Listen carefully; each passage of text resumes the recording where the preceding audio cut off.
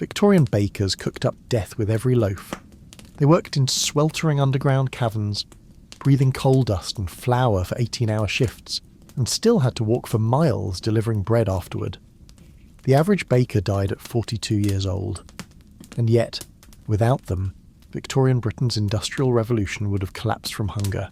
It makes you wonder, how did anyone survive making the very thing that kept everyone else alive? So yeah, if these stories work for you, subscribe. And I'm curious, what time is it where you are? Comment below. Last week someone from Canada said they listened during lunch breaks. Not judging, just wasn't expecting that. Okay, tonight it's Victorian bakeries in the 1870s. But before we go anywhere, get cosy. Like actually cosy. Pillows good, blanket situation handled perfect. Trust me on this one. So, congratulations. You just woke up in a Victorian bakehouse in Birmingham, 1875. It's 11 o'clock at night, and your day is just beginning. The tiny underground room is lit by a single flickering gas lamp casting long shadows across walls stained black, with decades of cold soot. The air feels thick enough to chew, a mix of damp heat and flour dust that coats your lungs with every breath. Not like the clean air flowing through your bedroom right now. Your back aches from sleeping on a thin sack of flour thrown over wooden boards. Your makeshift bed barely gave you 2 hours of rest between shifts. The stale taste of yesterday's dust clings to your tongue. Your eyes burn, and your hands are cracked and bleeding, raw from hauling scorching trays and scrubbing with harsh lye soap. Welcome to life as a Victorian journeyman baker, a trade once considered more dangerous than working down in the mines. The foreman, a broad-shouldered brute with forearms like Christmas hams, is already barking orders. 3 other blue-eyed men stagger into the bakehouse behind you. Swift Foster, get that damn oven lit. Harpit, start the sponge. You, new lad, shift those sacks, he growls, pointing with a finger missing its top joint lost years ago to a bread peel. 20 stone tonight. The factories need double for the morning shift. 20 stone. That's 280 pounds of flour you'll be hauling by hand before dawn. For a split second you think about bolting. But where would you go? In 1875, losing your post means the workhouse, or worse, starvation. Neither sounds better. So you shuffle toward the corner where huge burlap sacks of flour are piled high against the wall. Bloody hell, it's freezing in here, mutters a hollow-cheeked boy trying to coax life into the coal oven. Just wait, says the older baker beside him. Give it an hour. You'll be sweating like a sinner in church. And he's right. Victorian bakehouses were brutal temples of heat and cold. Freezing when you arrived, hellishly hot soon after. Temperatures often soared past 100 degrees Fahrenheit, turning every shift into a test of endurance. The coal-fired ovens blast out relentless heat into the windowless bakehouse, turning it into a furnace with no escape. There's no ventilation, no reprieve, conditions that would break every modern workplace safety law. Move it, the foreman snaps, cracking a towel inches from your ear. Those sacks won't carry themselves. You grit your teeth and heave the first sack onto your shoulder. Your knees nearly buckle beneath it. It feels like hauling a child. If that child were made entirely of densely packed, finely milled wheat. The rough burlap scrapes your neck as you stagger across the room and drop the sack beside the giant wooden kneading trough. Flour explodes in a soft white cloud, coating your hair and face.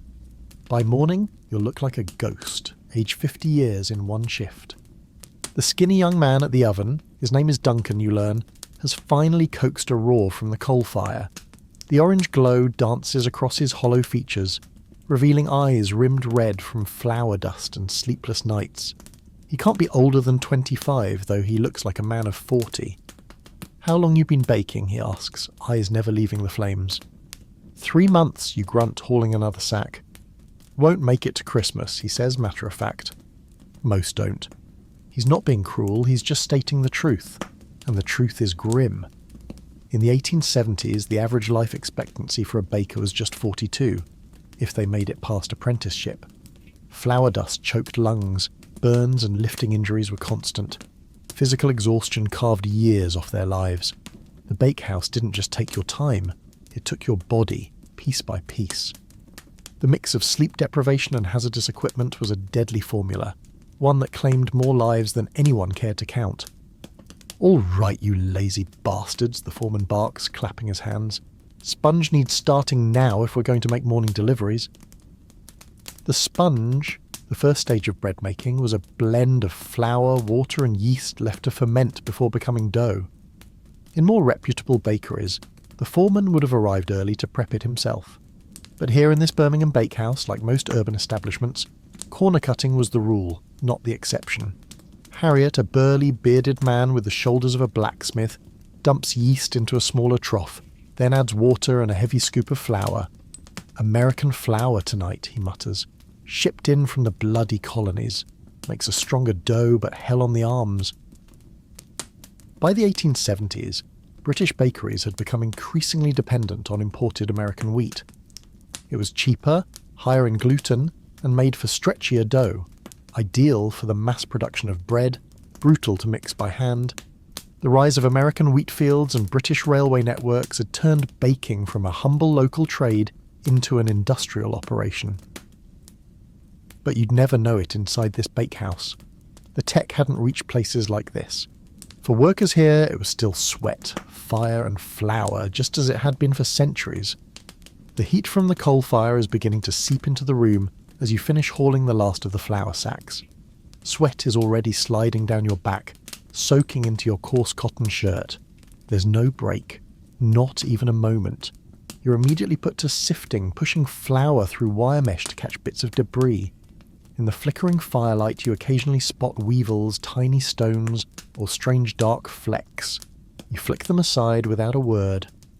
"What's that you're tossing?" the foreman suddenly growls from behind you. "Just some bugs," you mutter, startled. He lets out a bark of laughter, short, sharp, humourless. "Bugs? That's just extra protein, boy. Back during the cotton famine, we'd have killed for weevils. Adds flavour." He's not joking. Not really. In Victorian bakehouses, food purity was barely a concept. With razor-thin profit margins and cutthroat competition, waste was unthinkable. Insects in bread? Customers were expected to shut up and chew. Complaining was for the weak. As the night drags on, the real labour begins. The sponge, now fully fermented and bubbling with yeast, signals it's time to mix the main dough. And that's when you find out what real physical toil feels like. The four of you gather around a massive wooden trough that resembles a coffin more than a mixing bowl. Harpit dumps in the sponge, then comes the rest of the flour, water and salt. "Get in and mix," the foreman orders. He means it literally. In many Victorian bakeries, including this one, bakers had to climb into the trough and knead the dough with their bare feet when the quantity was too great to manage by hand. It was hard, sweaty, exhausting work, and entirely normal. You and Duncan strip off your boots, roll up your trousers, and step into the massive wooden trough. The dough is cool and tacky, squelching between your toes as you begin to walk through it, pushing, folding, turning the heavy mass underfoot. At first, it's strangely satisfying, like stomping through muddy puddles as a child. But that novelty fades fast. 20 minutes in, your legs ache. Your calves burn with each step through the thickening dough, which is now fighting back with every movement. Sweat streams down your face and into the mix below. No one says a word. In fact, it's expected. Baker's sweat was so common in Victorian bread that food writer Eliza Acton made note of it, acknowledging the inevitable presence of perspiration in every loaf. "Enough!" the foreman barks at last. "Get it on the bench!" Now comes the real punishment. The dough, now one massive dense slab weighing over 300 pounds, must be hauled out of the trough and portioned for hand kneading. Each baker grabs a share, around 50 pounds apiece, and slams it onto the floured wooden benches lining the walls. Kneading is part technique, part endurance trial. You press down with your palms, fold the dough, turn it, then do it all over again. Thousands of times. Your shoulders scream, blisters bloom and burst on your hands. The dough clings like wet glue, dragging your skin as you try to fight it into submission. "Put your back into it, lad," the foreman hollers. Not unkindly, but without sympathy either. This is the rhythm of the bakehouse, relentless, punishing and utterly necessary. That gluten isn't going to develop itself. Victorian bakers didn't know the science behind gluten, but they understood the results. Proper kneading meant better bread. Without machines to do the labour, It was down to sheer human muscle, turning flour and water into elastic. Workable dough, one aching push at a time. After nearly an hour of kneading, your arms feel like overcooked pudding. Every muscle in your body trembles with exhaustion, but there's no pause. The clock is ticking toward morning deliveries. The dough is portioned again, this time into 4-pound lumps, the makings of standard loaves. "Shape them quick," the foreman snaps. "First batch hits the oven in 10 minutes. This is where technique takes over. Even with your hands swollen and raw, you must form each lump into a tight, round ball, creating surface tension that helps the loaf rise properly. It's delicate, practiced work, done at a blistering pace. A poorly shaped loaf will emerge from the oven misshapen and ugly, and that will come out of your wages. By 2 a.m, the bakehouse has become a full-blown furnace. The air sits thick and soupy, clogged with flour dust, coal smoke and sweat. The temperature hovers around 95 degrees Fahrenheit, but it feels hotter. The walls sweat, so do you. And the loaves still need baking. Each breath feels like sipping hot soup. Your shirt is plastered to your back, soaked through and clinging like a second skin. Beside you, Duncan suddenly sways. Before anyone can react, he collapses, his body folding like a marionette with its strings cut. "Not again," mutters Harpreet, barely lifting his eyes from the dough he's shaping.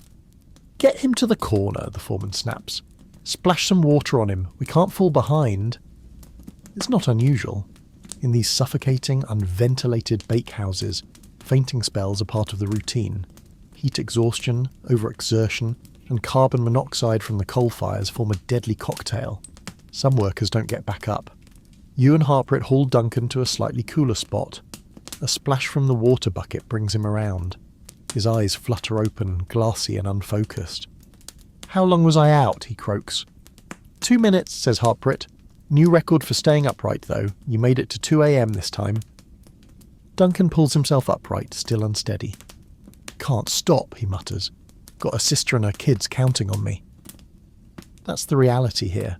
No sick leave, no workers' compensation, just brutal math. In the 1870s, a baker's weekly wage, maybe 20 shillings, barely kept a family fed. Missing even one shift could mean empty plates at home. Rest isn't a luxury, it's a risk. Back at the shaping bench, the first batches of dough have risen enough to go into the oven. This brings a new danger. The massive wooden peel, a flat shovel-like tool used to place loaves in the blazing hot oven. "Watch yourself," warns Harpreet, as the foreman slides the first batch in. Old Bill lost 3 fingers on that peel last year, crushed them between the handle and the oven arch. Workplace accidents were so common in Victorian bakeries that most workers bore scars or missing digits. With no safety regulations and exhausted workers handling dangerous equipment in poorly lit conditions, injuries were inevitable. Burns from the 500-degree oven were particularly common and could easily become infected in the unsanitary conditions. By 300 a.m, the first loaves are coming out of the oven, crusty golden brown oblongs that release a tantalizing aroma as they're stacked on cooling racks. The smell momentarily makes your exhaustion worthwhile.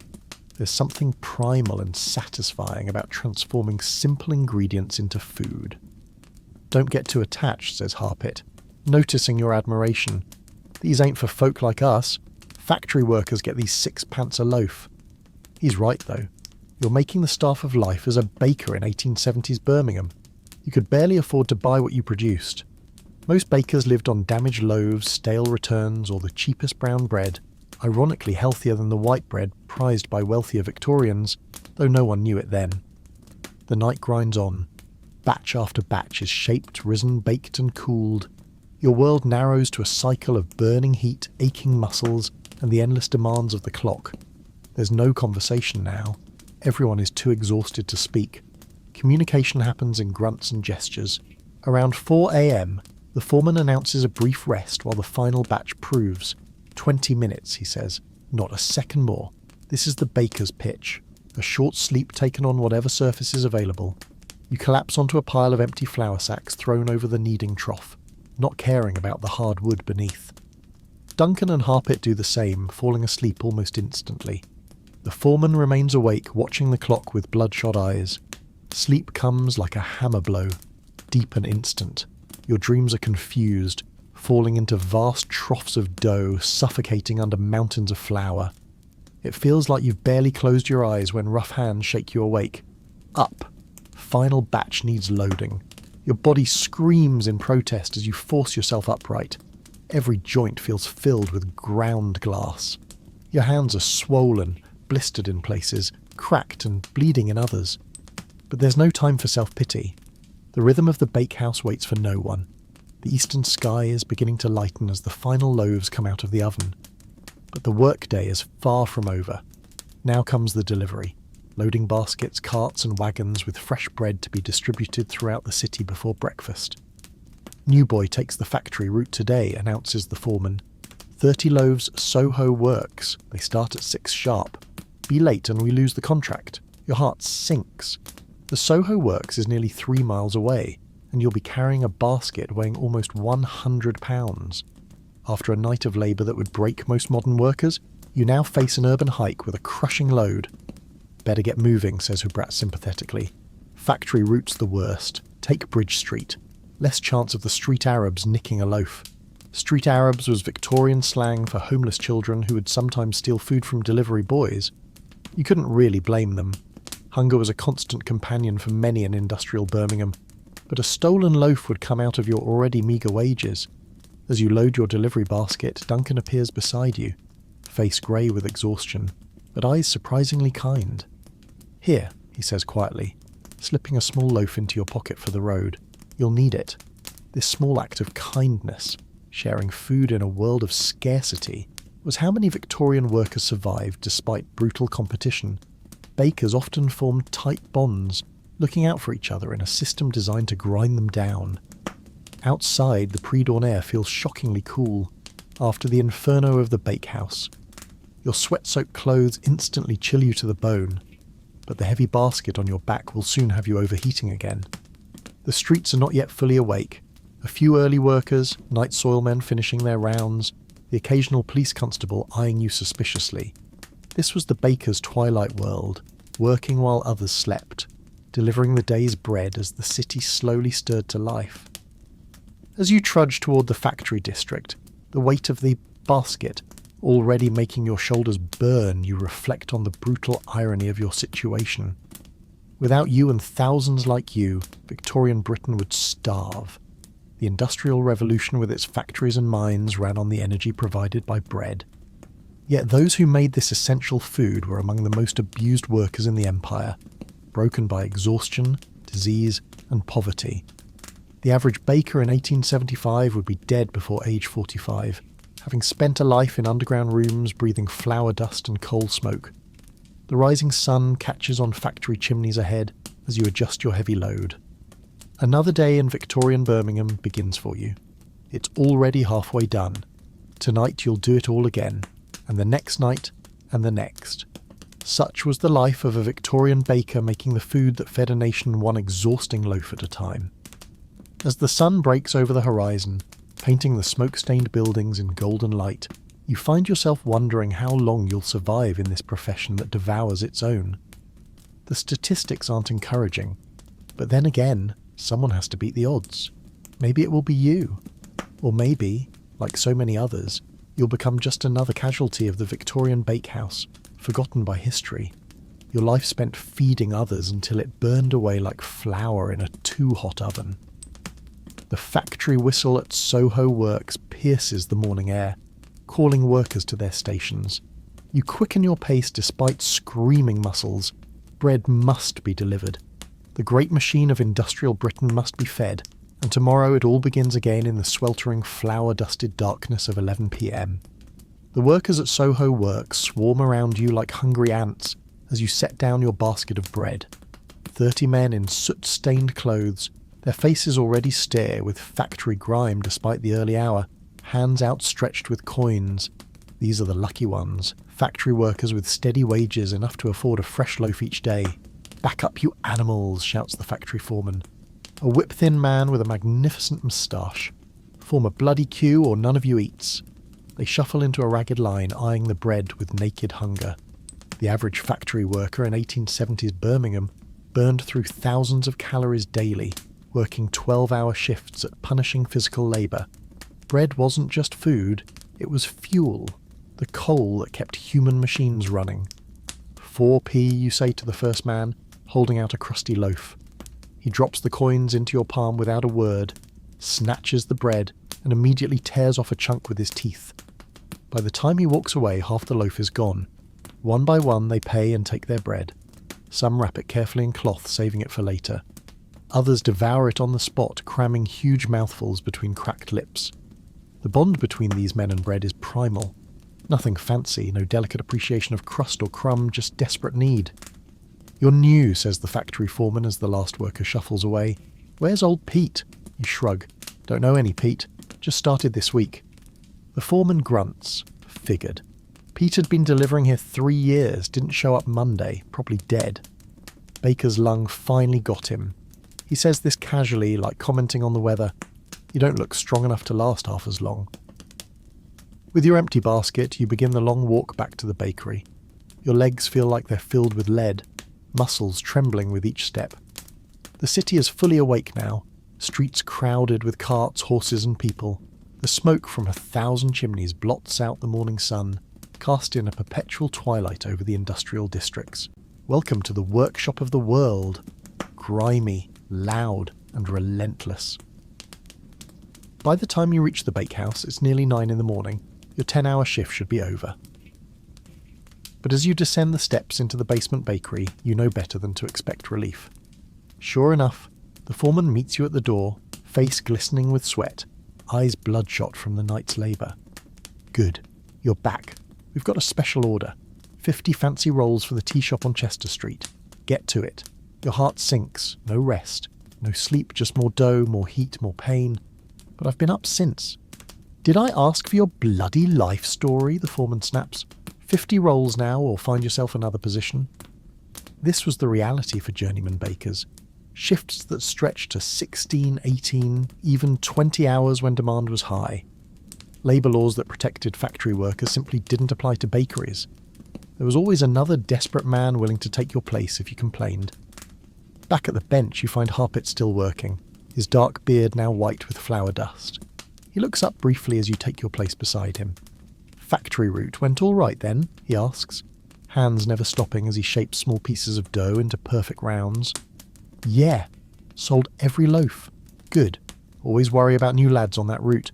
Had a boy last year got robbed at knife point, lost every penny and had to pay it back. Took him months. As you begin working the dough for rolls, your hands scream in protest. The blisters from the night's work have hardened into painful calluses. Your fingers feel swollen to twice their normal size, but there's a rhythm to the work that becomes almost meditative. Fold, press, turn, repeat. Your mind detaches from your body, floating above the pain. "Master wants to see you," calls the foreman after you've shaped about 20 rolls. "Office now." The master baker, owner of this establishment, rarely appeared in the bakehouse itself. He occupied a small office above ground where flour dust didn't settle on his fine waistcoat. You wipe your hands on your apron and climb the stairs, wondering what you've done wrong. The office is shockingly different from the hellish bakery below. Clean, relatively cool, with actual daylight filtering through a small window. The master sits behind a desk, a corpulent man with mutton chop whiskers and a watch chain stretched tight across his ample belly. Next to him stands a thin, nervous-looking man clutching a leather case. "This the new one?" asks the master, barely looking at you. "Yes, sir," you reply, awkwardly touching your forelock in the expected gesture of deference. "Good. Listen carefully, boy. Mr. Parsons here is our supplier of quality improvers. You'll be working with him today. Special batch." The master's eyes finally meet yours hard as flint, and I don't need to tell you that what happens in my bakehouse stays in my bakehouse, understood. A chill runs down your spine despite the perpetual heat of the building. You've heard rumours about quality improvers, the adulterants that less scrupulous bakers added to their bread, but you never expected to be directly involved. "Yes, sir," you mutter, "because what choice do you have?" "Excellent," Mr. Parsons will instruct you. "Remember, tight lips mean continued employment." Back in the bakehouse, Mr. Parsons opens his leather case on a corner table, revealing several paper packages and small bottles. The foreman clears everyone else out, sending them on deliveries or to clean the storage room. Soon it's just you, Parsons, and the omnipresent heat of the ovens. "You ever worked with improvers before, boy?" asked Parsons, his voice unexpectedly refined for such a shabby-looking man. "No, sir." "Well, it's simple enough. Bread's too expensive to make honestly these days. Competition, you understand? Every baker in Birmingham trying to undercut the others." He opens one of the paper packages, revealing a fine white powder. "This here's alum, aluminum potassium sulfate. Makes the bread nice and white. Helps it hold more water too. More water means less flour needed per loaf. Less flour means more profit." He says this matter-of-factly, as if discussing the weather rather than the systematic adulteration of the city's food supply. You watch in queasy fascination as he measures out portions with a small brass scale. "This one here," he continues, opening another package, "is chalk calcium carbonate. Bulks up the flour, makes it weigh more. Bread's sold by weight. So isn't that cheating the customers?" You ask, immediately regretting the question. Parsons laughs, a dry sound like rustling paper. "Cheating. Boy, this is business. Everyone does it. Some use bone meal, clay, even ground beans. Alum and chalk are positively gentlemanly by comparison." The casualness with which he discusses food fraud is chilling. But he's not wrong. By the 1870s, bread adulteration was widespread. Economic pressures forced bakers to cut corners, and with no effective food safety laws, the practice flourished in the shadows. "All right," says Parsons, having measured his powders. "We've got a half-sack batch to prepare. Regular flour, but we'll enhance it with these. Makes it go further. Look better. The master saves money. Customers get bread they can afford. Everyone wins. Except, of course, for the people eating chalk and alum with their daily bread." By the 1870s, some doctors were beginning to connect London's epidemic of ricketts and digestive ailments with adulterated food. But such concerns rarely reached Birmingham's bakeries. Mixing the adulterants into the flour is unsettlingly easy. The white powders blend seamlessly, indistinguishable from the flour itself. As you knead this special batch, the dough feels slightly different, grittier, less elastic. But once baked, you doubt anyone could tell the difference by sight alone. The real trick, Parsons explains as you work, is getting the ratios right. Too much alarm and people taste it. Metallic, too much chalk and the texture's off, but just the right amount. He pinches his fingers together in a chef's kiss. Perfection, or close enough for Birmingham tastes anyway. The adulterated dough goes into the oven alongside regular loaves. While it bakes, Parsons packs up his case, leaving behind carefully labelled jars of his improvers for future use. "You did well," he says, snapping the case shut. "Not squeamish like some lads. The master will be pleased. You'll go far in this trade if your lungs hold out, that is." He chuckles at his own dark humour and departs, leaving you alone with your complicity. When the adulterated loaves emerge from the oven, they look surprisingly good, perhaps even whiter and more attractive than the honest bread from earlier. They're set aside for a different delivery route, one serving the poorest neighbourhoods where customers care more about price than quality. "2 pence a loaf for these," says the foreman when he returns. "Half the flour, same weight, lower price. Everybody's happy, except your conscience, which nags despite your exhaustion." But in the hierarchy of Victorian bakery needs, morality ranks far below survival. With wages of perhaps 20 shillings a week, and rent for even the meanest lodgings taking half that, principles were an unaffordable luxury for most journeyman bakers. As noon approaches, a new crisis erupts. Duncan, who had gone on a delivery route after his earlier fainting spell, staggers back into the bakehouse, blood streaming from a gash on his forehead. "Street Arabs," he gasps, collapsing onto a flour sack. 5 of them took the whole basket. 14 loaves for the boarding house on Mill Street. The foreman curses colourfully. "That's coming out of your wages, you useless sack of guts. That's 7 shillings lost." "They had knives," protests Duncan weakly. "What was I supposed to do? Fight back. Die defending the master's property if you have to."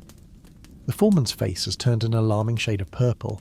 Instead, you come crawling back with nothing but excuses. This wasn't unusual.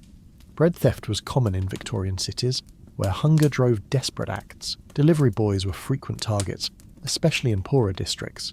Some bakeries hired burlier men for dangerous routes, but most simply docked the wages of unfortunate victims like Duncan.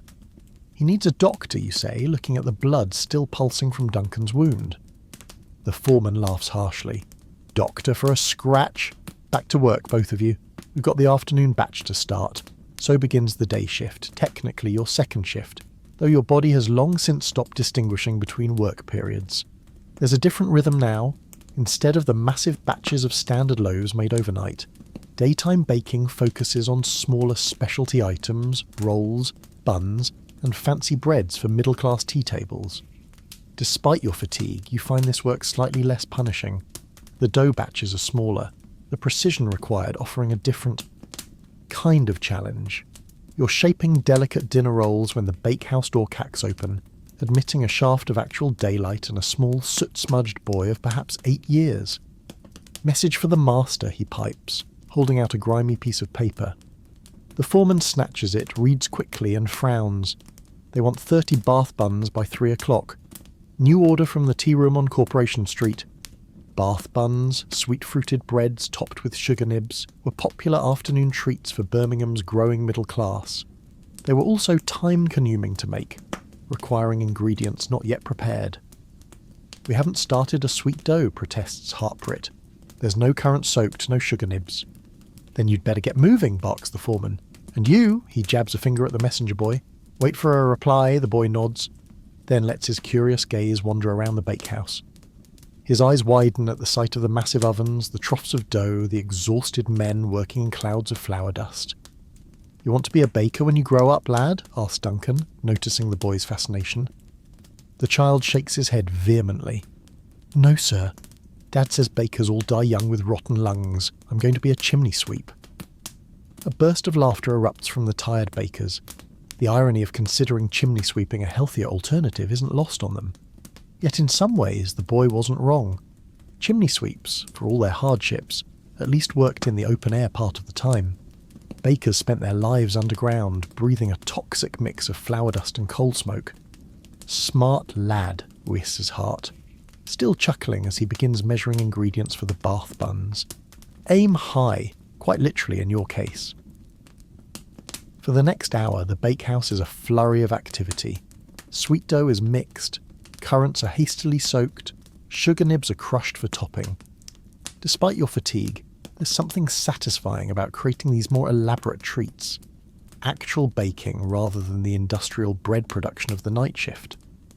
The messenger boy watches it all with wide eyes until the foreman shoos him away with a hastily scrolled note confirming the order. As the door closes behind him, shutting out the brief reminder that a world exists beyond these flour-dusted walls, you realise you've been awake and working for over 14 hours now. The human body isn't designed for such punishment. Your vision occasionally blurs, your hands moving on autopilot through familiar motions. Mistakes become inevitable. A tray of rolls left too long in the oven emerges charred beyond salvation. That's 6 pence off your wages, snaps the foreman. Pay attention, damn you. But attention is a luxury when exhaustion saturates every cell. Victorian bakers operated in a perpetual state of sleep deprivation that modern medicine would classify as torture.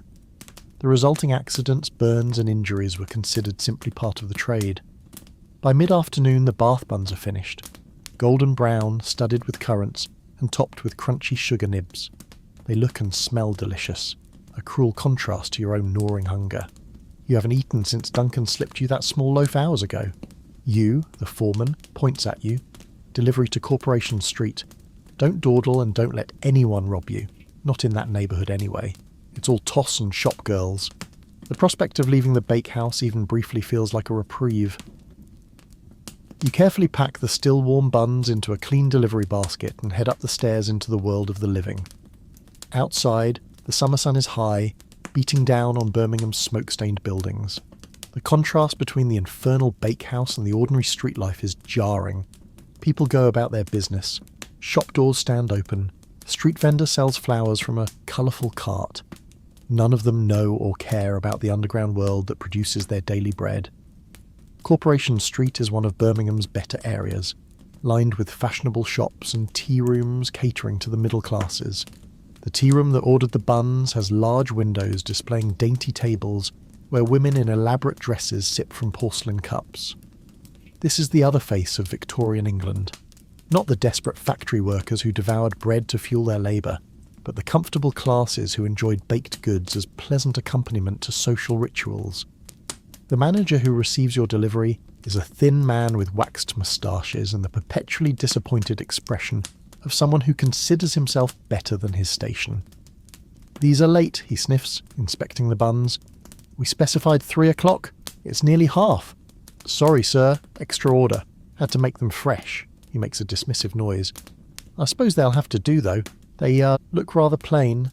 Jenkins over on New Street does a much finer Bath bun, glazed with apricot.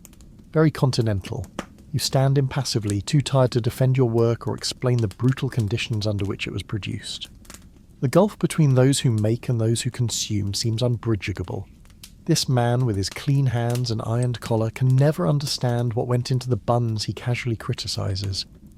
After receiving payment and no tip despite the special order, you begin the walk back to the bakehouse. Your feet drag on the cobblestones, each step an effort of will. The basket feels 10 times heavier empty than it did full. A church clock strikes 4 as you pass, its sonorous tones reminding you that normal people will soon finish their workday. But not you. Not any baker in industrial Birmingham. Your shift, already stretching beyond human endurance, will continue until the night's baking begins again at 11. As you descend the steps back into the underground bakehouse, the familiar wall of heat and flour dust embraces you like a toxic lover. Duncan and Harpreet are still at their stations, faces grey with fatigue, movements mechanical. The foreman prowls between them, sharp-eyed despite his own exhaustion. "Payment," he demands, hand outstretched. You surrender the coins from the tea room, which disappear instantly into his pocket. You don't ask how much of this will actually reach the master, or whether any portion might find its way to the workers who created the goods. The answer is obvious. "Right," he says, already moving on. "Clear those benches. We've got the evening bread to start, 50 household loaves and 30 workers' loaves." Your heart sinks. No rest, no break, just more dough, more heat, more pain. This is what it meant to be a baker in Victorian England.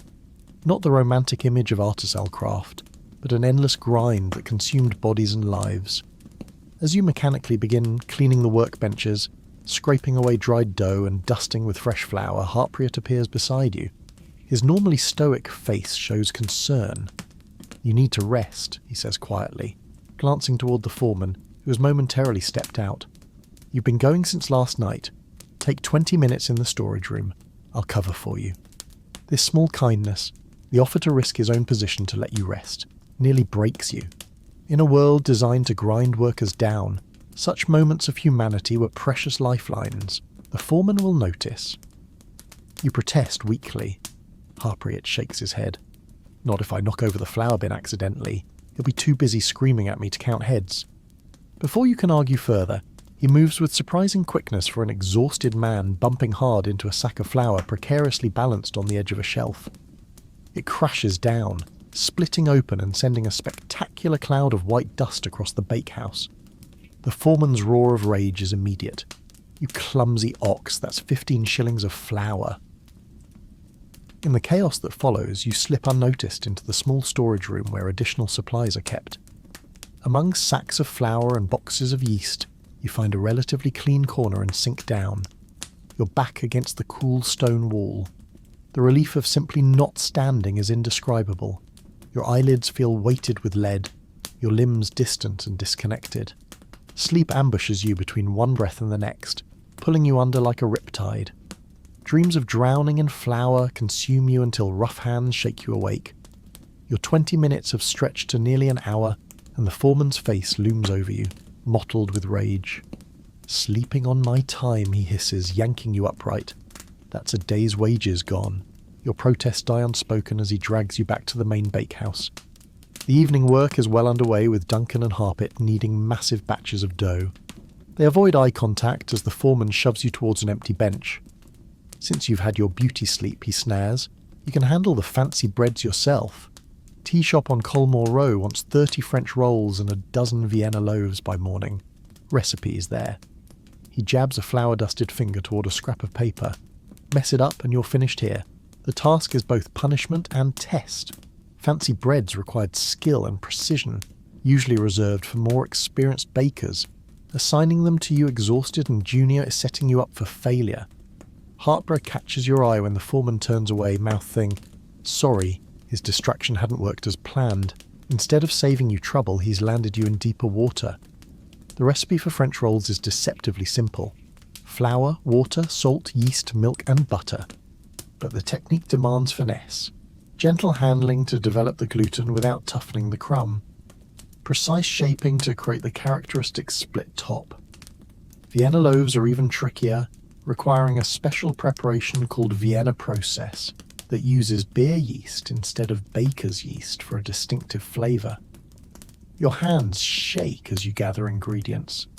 The butter, a luxury in most bread recipes, has softened in the bakehouse heat, slipping greasily through your fingers as you measure it. The milk comes from a questionable jug that's been sitting for hours, already taking on a slightly sour smell in the constant warmth. "Don't waste that butter," snaps the foreman, watching your every move. "Costs more than you do." He wasn't exaggerating. In the 1870s, butter was an expensive commodity, particularly in urban areas. Using it in bread meant targeting wealthier customers who could pay premium prices. The fancy bread market was where bakeries made their real profits, charging 3 or 4 times what they could for standard loaves. You mix the enriched dough carefully, aware of the foreman's scrutiny. The addition of butter and milk transforms both the texture and the workability. It's softer, silkier under your hands, but also stickier and more prone to tearing. Every fold and turn requires a lighter touch than the brutal kneading of standard dough. As you work, a young boy enters the bakehouse. No older than 12, but with the weathered face of someone much older. His clothes are ragged, his thin arms mottled with burns and scars. "New apprentice," grunts the foreman by way of introduction. "Show him what to do, Duncan." Victorian bakeries operated on a strict hierarchy.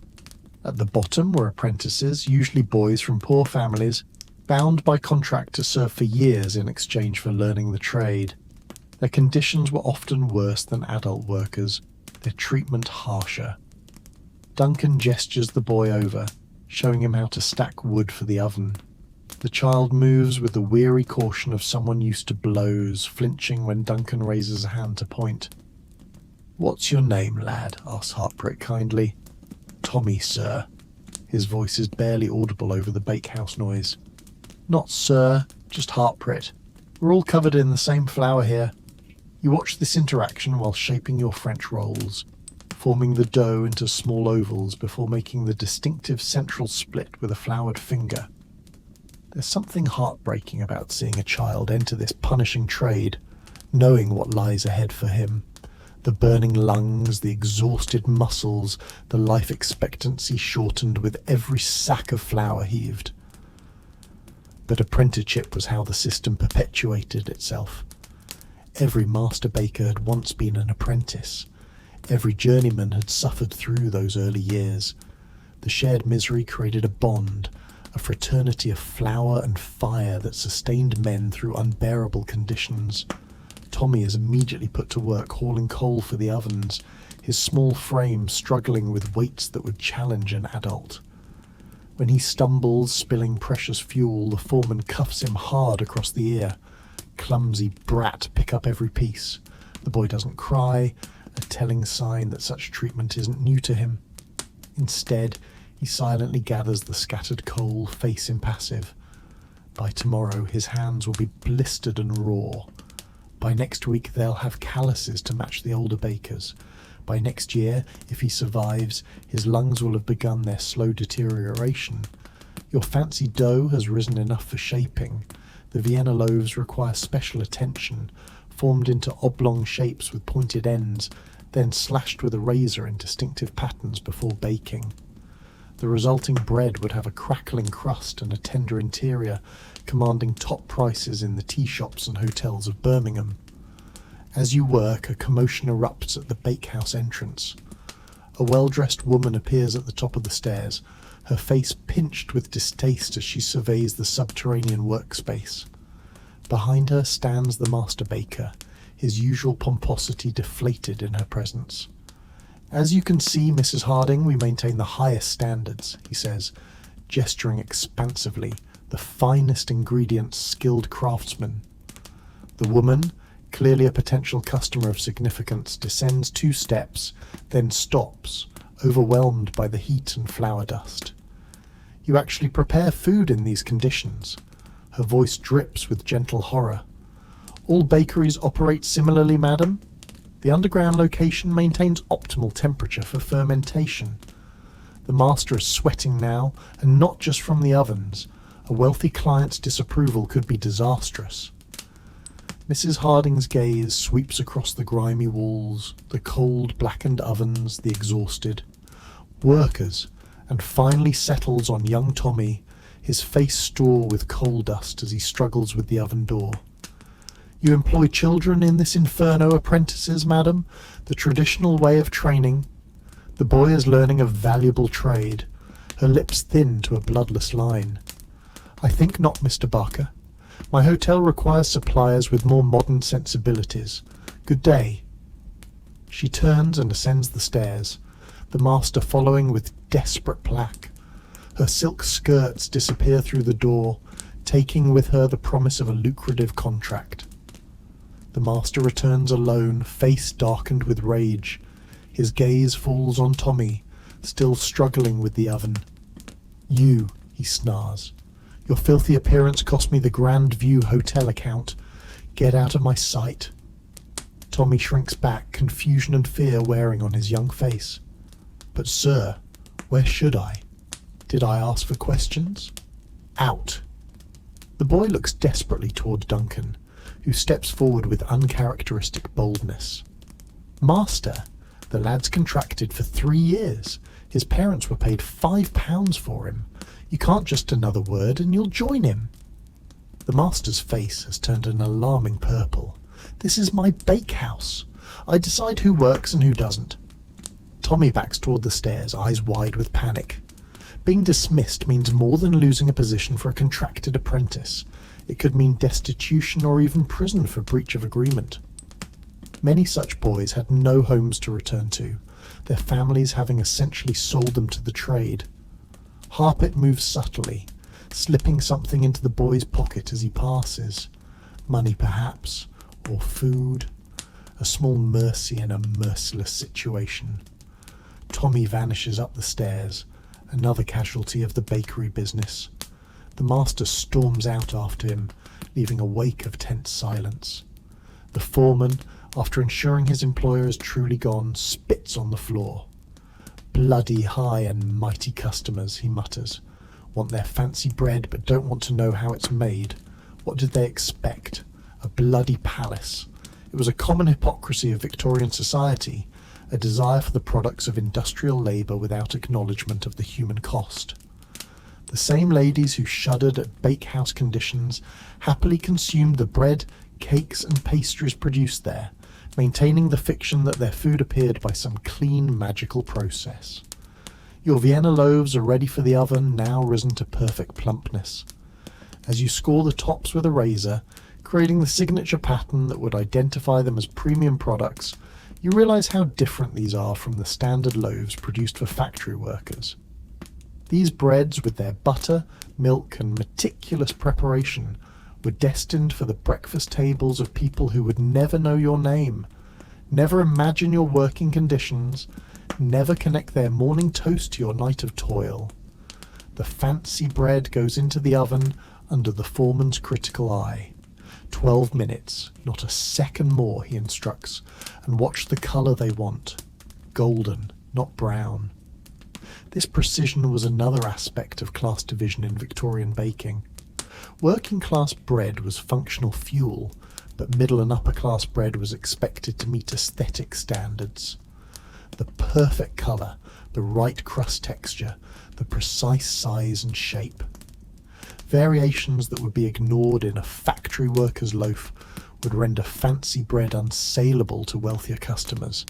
As your Vienna loaves bake, filling the bakehouse with a tantalising aroma. The door opens again to admit a different kind of visitor. This woman wears no silk, no fashionable bonnet. Her practical dress and sturdy boots mark her as working ass, but there's an authority in her bearing that commands attention. "Evening, gents," she says briskly. "I'm Mrs. Parker from the Bakers' Association here about union matters." The foreman steps forward, bristling. The master doesn't allow union talk in his bakehouse. "The master isn't here, is he?" She smiles thinly. "And I'm not leaving until I've had my say." By the 1870s, labour activism was reaching even traditionally isolated trades like baking. The Operative Bakers Association had begun organising workers, advocating for better conditions and regulated hours. They faced fierce resistance from bakery owners who saw unions as threats to their control and profit margins. Mrs. Parker sets a stack of pamphlets on a workbench, ignoring the foreman's glower. "Manchester bakers won a 60-hour week last month," she announces. "No more 18-hour shifts, no more sleeping on flour sacks. Proper breaks, proper sleeping quarters." The men exchange glances, hope and scepticism mingling in their exhausted faces. The idea of limited hours seems as fantastical as a fairy tale in this underground world of endless labour. "The master would never agree," mutters Duncan. "He'd replace us all first." "That's why you need to stand together," Mrs. Parker replies firmly. "Every bakery, every man, they can't replace all of you. Bread must be made, and they know it." The foreman edges toward the stairs, clearly contemplating fetching the master, but conflicted. He too suffers under the brutal hours, the dangerous conditions. He too has seen friends die young from baker's lung or exhaustion. "Take a pamphlet," urges Mrs. Parker. "Read it when you can. Meeting Sunday at the Bull's Head, 3 o'clock. Bring your fellows," she nods toward the oven. "Your fancy bread's burning, by the way." You lunge for the oven, yanking open the door to rescue the Vienna loaves. They're darker than ideal, but not ruined. A close save.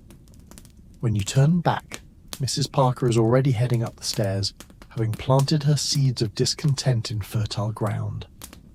The foreman retrieves the pamphlets, but instead of discarding them as expected, he silently slips one into his pocket before hiding the rest in a flour bin.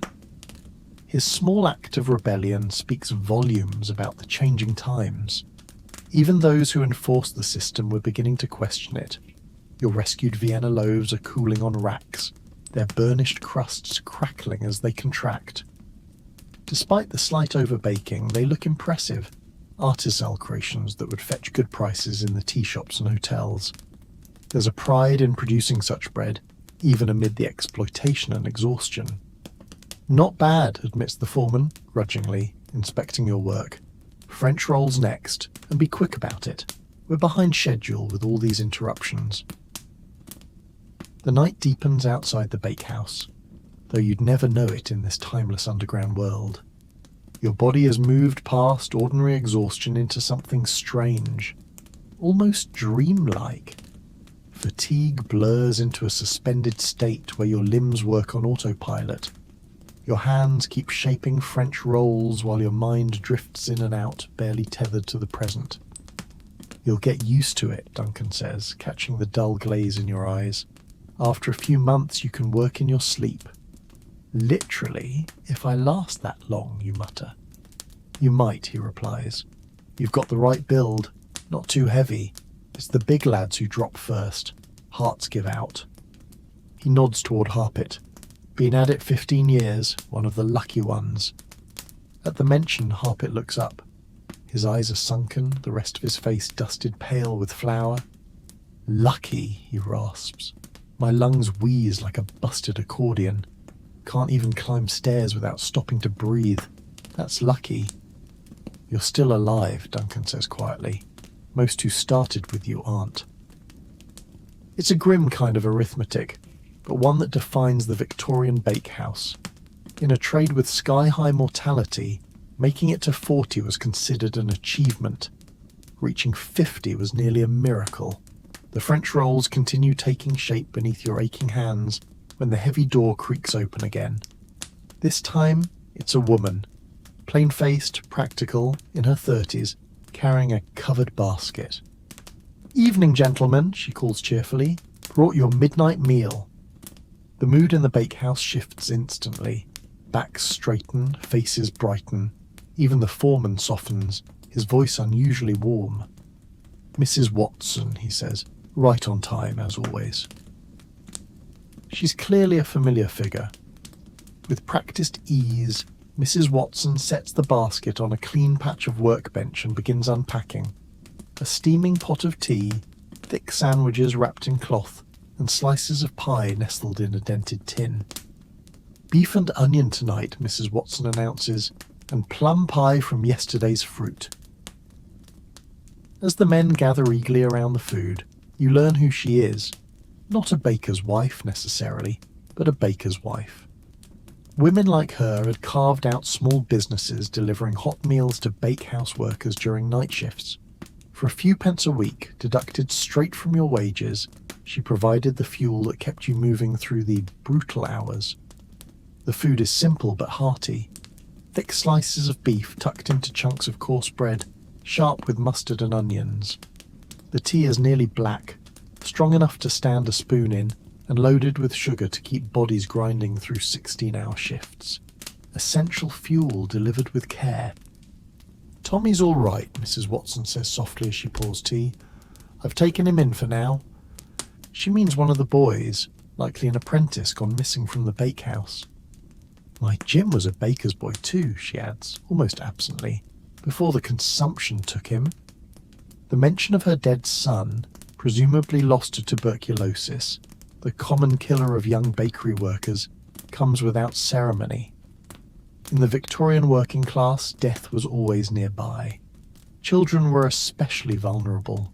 Their lungs, still developing, stood no chance against years of flour dust and coal smoke. "The master won't take him back," the foreman grunts, mouthful of sandwich. Mrs. Watson shrugs. "There are other bakeries in Birmingham, or I'll train him up to cook. Boy needs a trade one way or another." This matter-of-fact response to tragedy was typical of working-class Victorian women. Grief, while real, couldn't be indulged for long. Life pressed forward. Bread still needed baking. Orphaned apprentices still needed placing. The industrial machinery of Birmingham churned on, utterly indifferent to personal loss. You eat your sandwich gratefully. It's the first real food you've had in nearly 24 hours. The simple fare feels like a banquet, reviving your aching body just enough to keep going. Even the short break, maybe 15 minutes, is a small blessing. Too soon, Mrs. Watson gathers her empty tins and cloths. "Same time tomorrow, gentlemen," she says with a warm smile. "Mind the ovens." She waves and slips out the door, leaving behind the lingering aroma of onions and strong tea, mingling with the ever-present scent of rising bread. "Back to it," the foreman barks, his brief warmth gone without a trace. "Those fancy loaves won't bake themselves." You return to your station, joints creaking with fatigue. As you reach for the next lump of dough, Harpit appears quietly at your side. His voice is low, just above a whisper. "Union meeting, Sunday. You should come." "Things are changing in the trade," Harpit murmurs. "Slowly, but changing. Bakers in Manchester got their 60-hour week. Liverpool's fighting for morning starts instead of midnight. Could happen here too." The idea feels almost too hopeful to believe. A world where bakers work sane hours, where men don't die at 40 with lungs full of flour. Could such a future really exist? "The master would never allow it," you whisper back, echoing Duncan's earlier scepticism. Harprit gives a tired but sincere smile. "Masters don't get to choose when all the journeymen stand together. Bread has to be made, and only we know how to make it." That simple truth, despite the abuse, despite the exhaustion, was the heart of the growing labour movement. Bakers, for all their suffering, possessed something irreplaceable: skill. And without bread, Britain's great industrial engine would grind to a halt. Workers can't toil on empty stomachs. Your French rolls have proofed beautifully. small pale pillows ready for the oven. As you slide them onto the peel, Harpreet's words echo in your mind. The union meeting, the possibility of change, the radical thought that this life, this brutal, grinding existence, isn't the only way. And for the first time, alongside the fatigue and the flour dust, something else begins to settle in your chest. Hope. The rolls go into the oven's blazing heat. Another batch of fancy bread destined for middle-class breakfast tables. Outside, Birmingham sleeps unaware of the underground world that feeds it. But perhaps that world is finally stirring towards something resembling justice. One loaf, one baker, one union meeting at a time. Dawn creeps into Birmingham with reluctant fingers, grey light filtering through a perpetual veil of coal smoke. Your fancy breads, the French rolls and Vienna loaves, have emerged from the oven, golden and fragrant, cooling on racks. While the day's regular bread continues to bake, your body has moved beyond exhaustion into a strange twilight state, where time blurs and reality seems slightly bent around the edges. "Delivery time," announces the foreman, tossing you a coarse canvas bag. "Fancy bread route today. Colmore Row tea shops, then the hotels on New Street." Your heart sinks. After nearly 24 hours of continuous labour, you're now expected to haul bread across Birmingham, navigating morning crowds and discriminating customers. But refusal isn't an option. In the bakery hierarchy, delivery duty rotated among the junior workers, regardless of how long they'd been on shift. "Take these with you," says Harpreet quietly, slipping 2 small loaves into your bag when the foreman isn't looking. "One for you, one for trading. You'll need it." This simple kindness, sharing food in a world of scarcity, was the working-class solidarity that kept people alive in Victorian cities. Bakers traded bread for other necessities, creating informal networks of mutual aid beneath the official economy. Outside, Birmingham is stirring to life. Factory whistles pierce the dawn, summoning workers to their stations. Street vendors push carts into position, arranging wares for the day's trade. A milk cart rattles past the hollow clank of bottles, marking its progress down cobbled streets. The weight of your delivery, nearly 40 pounds of premium bread, already makes your shoulders burn as you navigate toward Colmore Row, home to Birmingham's more refined establishments. The contrast between the hellish bakehouse and these elegant tea shops is stark. Says rather than mere blocks apart. Your first stop is Peterson and Tea Room, a Gentile establishment catering to ladies who lunch and businessmen seeking morning refreshment. The manager, a thin, supercilious man with waxed moustaches, inspects each loaf with insulting thoroughness before accepting delivery. "These are rather dark," he sniffs, examining a Vienna loaf. "Our customers prefer a lighter crust."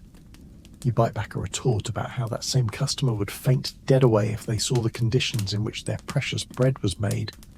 Instead, you maintain the expected civility, eyes downcast. "Sorry, sir. Shall I tell the master baker? I suppose they'll have to do for today." He waves a dismissive hand. "But mind you, Jenkins on Church Street provides a much superior product. We may transfer our custom there if quality doesn't improve." This casual threat, switching to a competitor, was the sword that hung constantly over bakery workers' heads. In 1870s, Birmingham bakeries operated on razor-thin margins, competing fiercely for commercial accounts. Losing a major customer could mean reduced hours or dismissed workers. With the delivery accepted, if grudgingly, you continue your route. The morning air, though fouled by industrial smoke, feels gloriously cool after the inferno of the bakehouse. Your lungs expand gratefully, temporarily free from the choking fog of flour dust. The streets grow increasingly crowded as you progress. Factory workers hurry past carrying their own bread wrapped in cloth. Usually the cheapest seconds sold at reduced prices the previous evening. Street vendors call their wares hot pies, penny a pie. Fresh herrings straight from the sea, matches, best quality matches. Victorian Birmingham was a cacophony of commerce, a perpetual marketplace where anything could be purchased from a cart or stall. Food vendors were especially numerous, serving a population that often lacked cooking facilities in their cramped lodgings.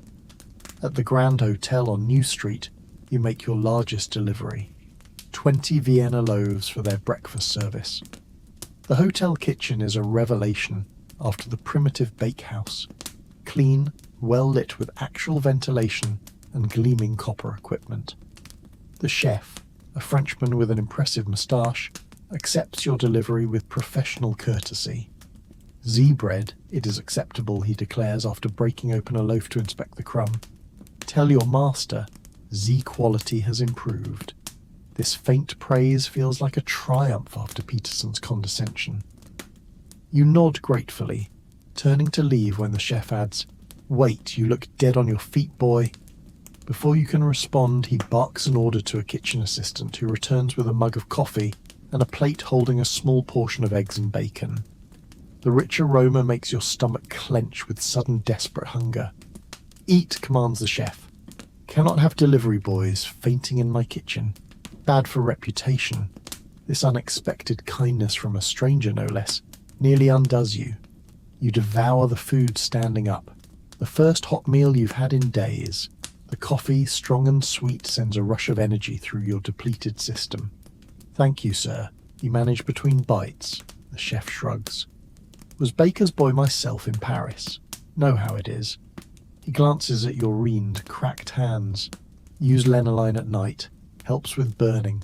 With your deliveries to the upscale establishments completed, you still have a bag of standard loaves to distribute to smaller shops and boarding houses. This route takes you through Birmingham's less cubrious districts, where elegant facades give way to crowded tenements and narrow rubbish-strewn alleys. On Bull Street, you make a delivery to a small shop selling penny buns and tea to factory workers. The propriétaire, a stout woman with capable hands and a no-nonsense manner, counts the loaves carefully. "Too short again," she notes. "That's the third time this month. I deliver what they give me, Mrs. Higgins," you reply truthfully. She fixes you with a shrewd gaze, and someone helps themselves along the way. "I'll wager. Not blaming you, lad. Just tell your master I pay for 12. I expect 12. Bread theft was a persistent problem occurring at every stage from bakehouse to delivery. Sometimes it was other workers, sometimes street thieves, occasionally even the master bakers themselves, shorting deliveries to sell the extra elsewhere. In a world where bread was both staple food and valuable commodity, such theft was inevitable. As you continue your rounds, the social geography of Victorian Birmingham reveals itself through bread purchases. Wealthier households order individual loaves delivered directly to their kitchens, where servants transform them into dainty sandwiches and toast points. Middle-class families buy from respectable shops, choosing between white and seconds depending on their budget. Working-class customers crowd around street sellers or bakery back doors, purchasing day-old bread at reduced prices. At the very bottom of this bread hierarchy are the truly destitute who gather behind bakeries at day's end, hoping for charitable distributions of unsold loaves. These breadlines were unofficial but ubiquitous in Victorian cities, a last defence against starvation for those who had fallen through the already threadbare social safety net. You witness one such gathering as you pass Simmons Bakery on your return route. A cluster of hollow-eyed women and children wait patiently near the back entrance, some clutching containers, others simply holding out bare hands. A baker's assistant appears with a tray of burnt or misshapen loaves, distributing them with mechanical efficiency. There's no conversation, no acknowledgement beyond the bare transaction. Bread given, bread received. The sight is sobering. For all the hardships of bakery work, at least you have guaranteed food. These people lack even that basic security, dependent on charity for their daily sustenance. Your delivery route nearly complete, you approach your final stop, a factory boarding house where workers rent beds by the shift, sharing rooms in rotation as day and night shifts change. These establishments provided minimal accommodation for migrant workers who couldn't afford proper lodgings, often housing a dozen men in space meant for 4. The boarding housekeeper, a formidable woman with arms like ham hocks, counts your delivery with suspicious precision. "Right number today," she declares. "Not like last week's short measure. Different delivery boy last week, you explain. H likely story. You're all thieving bastards as far as I'm concerned." Despite her harsh words, she passes you a penny tip. A rare occurrence on the delivery route. Get yourself something hot to drink. Look half dead. This gruff kindness from unexpected quarters was a feature of working-class Victorian life. Beneath the brutal economics and harsh conditions, networks of mutual support kept people going. A penny tip here, a cup of tea there, small mercies in an unmerciful world. With your deliveries finished, you begin the long walk back to the bakehouse. Your legs ache with each step, joints grinding like rusty hinges. The morning has advanced toward noon, the streets now crowded with shoppers, merchants, and the ever-present flow of industrial workers moving between factories. Near the market square, you encounter a scene typical of Victorian urban life. A hot bread seller with a mobile cart surrounded by customers. These vendors purchased bread directly from bakeries, then sold it still warm on street corners, adding a small markup for convenience. They were both competition and customers for established bakeries, occupying an ambiguous middle ground in the bread economy. The seller, an older man with a face like weathered leather, balances his trade with practiced skill, slicing loaves and making change without missing a beat. His patter flows continuously. Hot bread fresh from the oven, warm your hands and fill your belly. Penny a slice, honey for the crust. You pause to watch professional curiosity momentarily overcoming your exhaustion. The bread looks decent, likely from Wilson's Bakery on the high street, known for their reliable, if unspectacular, loaves. The customers are mostly labourers grabbing a quick meal between jobs, or factory workers on their brief dinner break. "You there, baker boy? The vendor has noticed your delivery bag? How's trade at Barker's? Still using that American flour?" The casual question carries deeper implications. Bakers knew each other's business intimately, which suppliers they used, which corners they cut, which adulterants they favoured. It was both professional network and intelligence gathering, essential in the cutthroat competition of Victorian bread making. "Good enough," you reply non-committee. "American flour makes a stronger loaf." The vendor nods sagely. "When it's not cut with bean flour, old Bark has been known to stretch his supplies, hasn't he?" He winks conspiratorially. "Not that anyone's innocent in this trade. We do what we must." This casual acknowledgement of adulteration was telling. By the 1870s, bread purity had become a relative concept rather than an absolute.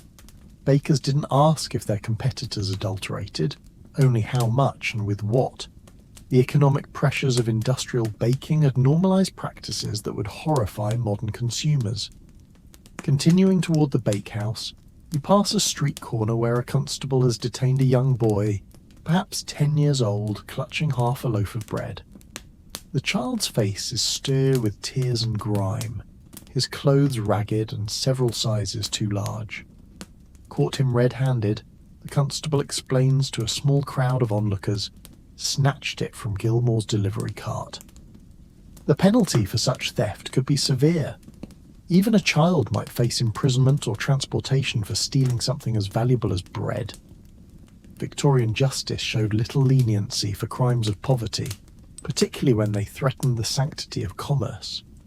Without consciously deciding to intervene, you find yourself stepping forward. "He's mine." You call to the constable. "My brother sent him to fetch bread, and he got confused about paying first." The constable looks sceptical, but the boy, quick-witted despite his distress, immediately plays along. "Sorry, Charlie. Didn't mean to cause trouble." "You'll vouch for him, then?" asks the constable, clearly relieved at the prospect of resolving the situation without paperwork. "Yes, sir. Won't happen again." You produce a penny from your meagre store of tips for the bread. The constable releases the boy with a warning cuff to the ear. As soon as you're around the corner, the child gives you a gap-toothed grin. "Thanks, mister. Thought I was bound for the workhouse." "Sure. Be more careful next time," you advised, knowing the futility of such warnings. In a world where hunger was constant and food expensive, theft was often a matter of survival rather than moral failing. The boy tilts his head, studying your flour-dusted appearance. "You really a baker at Barker's on Bridge Street." Hard work that he says this with the worldly wisdom of a child who has never known anything but hard work. "Me dad was a baker for his lungs gave out died when I was 6. This casual mention of parental death delivered without self-pity or drama was typical of Victorian street children. Mortality was so common among working-class parents that orphaned or abandoned children formed a significant underclass in most industrial cities. "What's your name?" you ask. "Billy. Some call me Billy Crumb on account of I'm always after bread." He grins again, displaying his missing teeth. "Best thing for hungry bellies. Here you retrieve one of the small loaves gave you earlier. Try not to steal next time. Magistrates aren't always understanding." The boy accepts the bread with solemn gravity, tucking it inside his ragged jacket. "God bless you, mister. I'll remember this." Such interactions, brief moments of humanity amid the grinding machinery of Victorian commerce, were the small victories that made urban life bearable. As Billy disappears into the warren of side streets, you feel a fleeting satisfaction that outweighs your bone-deep exhaustion.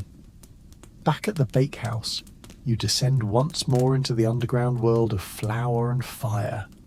The contrast between street and bakery, between open air, however smoke, and the stifling heat of the ovens, hits you like a physical blow. The day shift is in full swing with different workers now, manning the benches. Your night crew, Duncan, Harpit, and the foreman, have presumably gone home for their brief rest before returning at 11 o'clock. New faces regard you with the vacant exhaustion typical of bakery workers, barely acknowledging your return. Livery boy back calls someone. Master wants to see you. Your heart sinks. Summons to the master's office rarely boded well for junior workers. Had someone complained about the bread? Had the boarding housekeeper reported you despite the correct count? The master sits behind his desk as before, but now he's accompanied by a different visitor, a heavy-set man in expensive but flour-dusted clothes. Another baker by the look of him, and a prosperous one. "This is Mr. Wilson," says your master without preamble. He's short-handed at his new street bakery and needs an experienced man. "I've recommended you." The surprise must show on your face because the master adds impatiently. "It's a step-up, boy. Better wages, newer equipment. You'd be a fool to refuse." Mr. Wilson studies you with calculating eyes. "My foreman says he saw you making deliveries," says your prompt, "and the customers don't complain. That's rare enough in this trade." "Thank you, sir." You manage, mind racing. "Is this good fortune or some kind of trick?"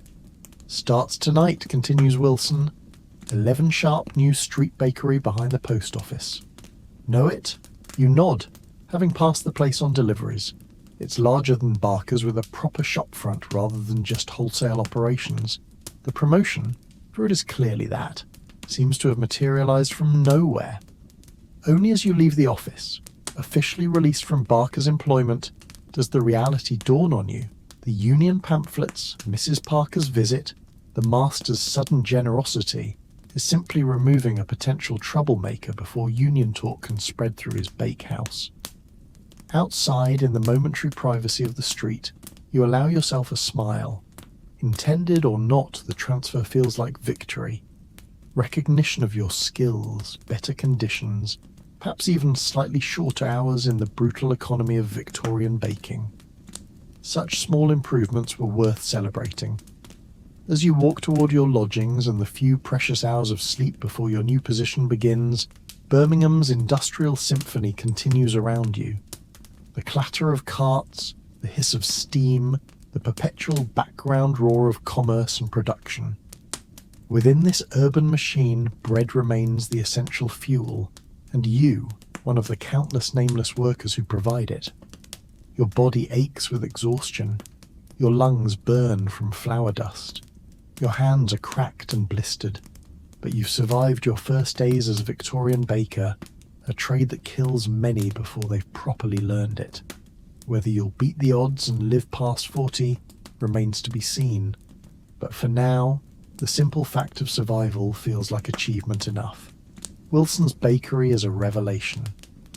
Located on New Street behind the post office, it occupies a building purpose-built for bread production rather than a converted cellar. The main bakehouse has actual windows, narrow and grime-streaked, but allowing shafts of natural light to penetrate the flour-dusted air. The ceiling is high enough that workers don't need to stoop, and a crude ventilation system draws some of the worst heat and coal smoke up through metal ducts. Paradise compared to Barker's hellhole, comments an older baker when he sees your wide-eyed assessment. Wilson's one of the progressive ones. Believes bakers might live past 40 if they can occasionally breathe. That's not to say conditions are good by any modern standard. The work remains brutally physical, the hours punishingly long, but the small improvements, light, air, slightly more space, feel like luxuries after your experience at Barker's underground sweatshop. Your new position is as a second-hand, one step up from the most junior workers, reflecting your demonstrated skill with fancy breads. The wage is 24 shillings weekly instead of 20, a significant increase in a trade where pennies often made the difference between adequacy and deprivation. The night shift begins as before at 11, but Wilson's operation has a more organised system. The first sponge is already prepared by a day worker, saving the initial mixing step. Equipment is cleaner, ingredients better sorted, the workflow more efficient. Even the foreman at Grey Fane Faney Grey Fang Chung grey-haired veteran named Phillips seems less tyrannical than his counterpart at Barker's Tang. "New man, eh?" he says, looking you over with professional assessment. "Heard you've got a hand for Vienna bread. We do a lot of that here. Hotel contracts." The other workers introduce themselves with the laconic brevity of men who conserve energy for the tasks ahead. There's Thomas, the first hand, a tall, cadaverous man with hollow cheeks and skeletal fingers. James and Peter, fellow second hands both in their 20s, but already showing the characteristic stoop of career bakers. Young Arthur, the newest apprentice, barely 13 and wide-eyed with anxiety on his first night shift. Most telling are the older men, or rather their scarcity. Among the dozen bakers working the night shift, only Foreman Phillips and one other man appear to be over 35. The brutal reality of bakers' life expectancy is written in this demographic void. The night's work begins with the usual routine of mixing, kneading and shaping. The dough is familiar under your hands, but you quickly notice differences in Wilson's operation. The flour is more consistent without the suspicious adulteration you experienced at Barker's. The recipes are standardized with actual written instructions rather than haphazard oral directions. Wilson believes in quality, explains Thomas.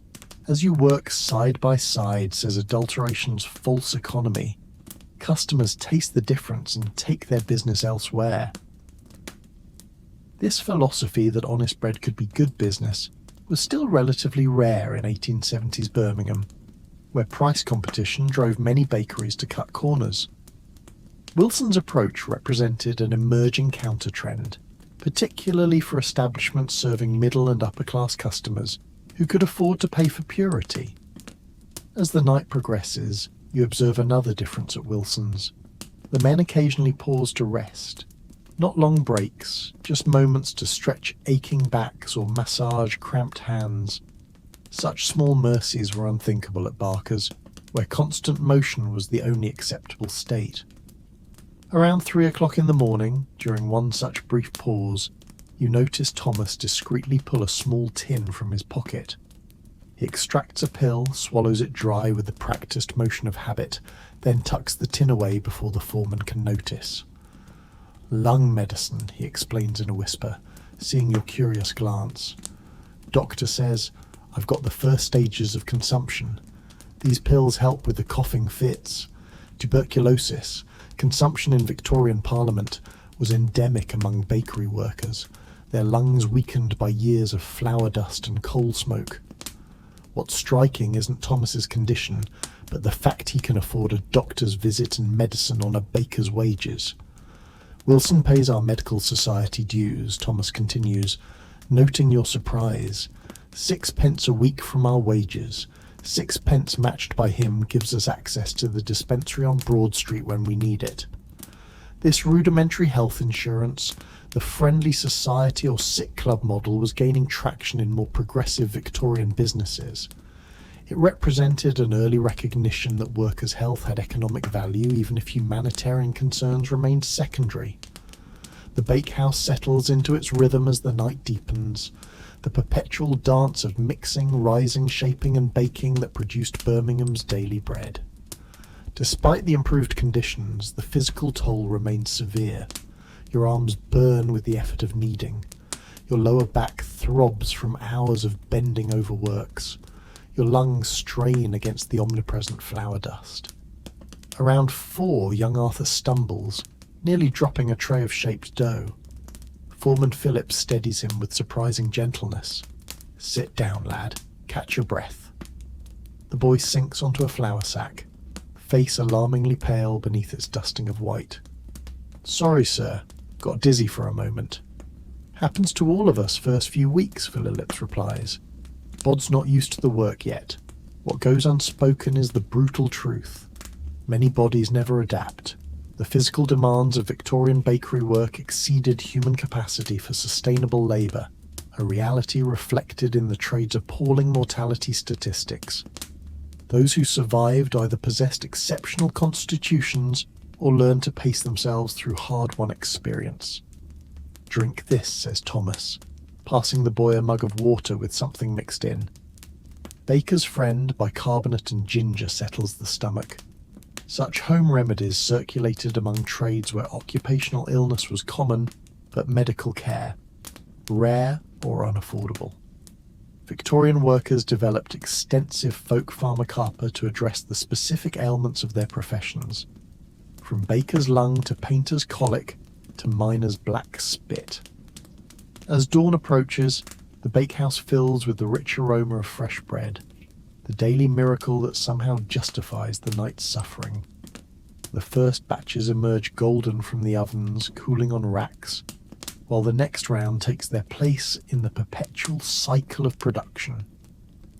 Wilson himself makes an appearance as the morning deliveries are prepared, a rare sight at this hour.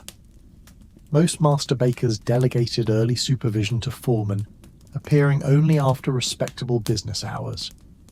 Wilson, however, inspects the night's output with professional scrutiny, breaking open loaves to check the crumb, testing crusts for proper crackling resistance.